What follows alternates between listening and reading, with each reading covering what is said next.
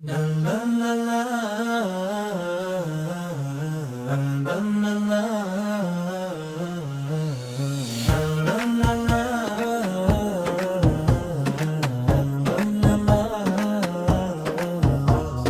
Bismillah, kita mulakan dengan hati penuh keimanan.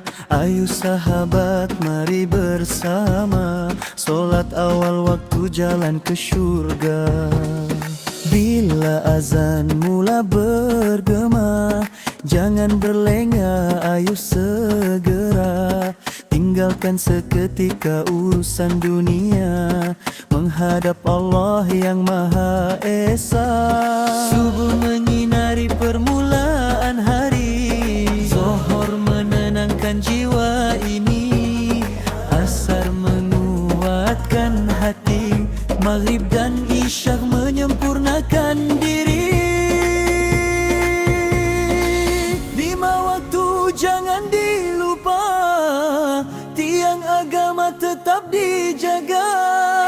Solat membawa ketenangan, cahaya iman sepanjang zaman. Subuh, Zuhur, Asar, Maghrib, Isyak, janganlah lupa. Solat itu tiang agama, membimbing hidup ke jalan bahagia. Mari kita bersama tunaikan solat di awal masa. Allah sentiasa menanti kita dengan rahmat dan kasih-Nya. Saat susah atau gembira, solat penawar setiap jiwa. Jangan tunggu hingga terlupa, rebut pahala yang Allah sedia. Sujud dan rukuk penuh syukur, mendidik hati agar luhur. Lima waktu menjadi panduan menuju reda Tuhan.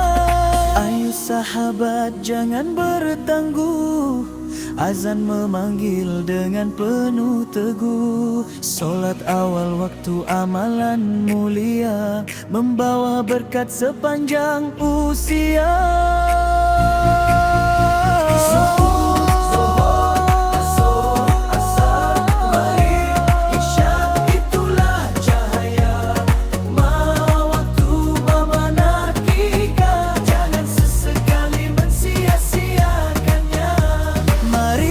Mari kita bersolat dengan hati yang penuh semangat.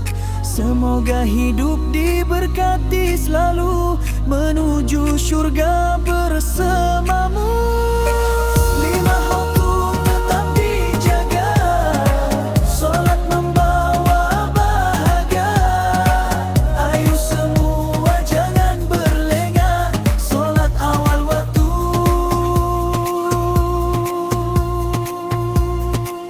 indah selalu.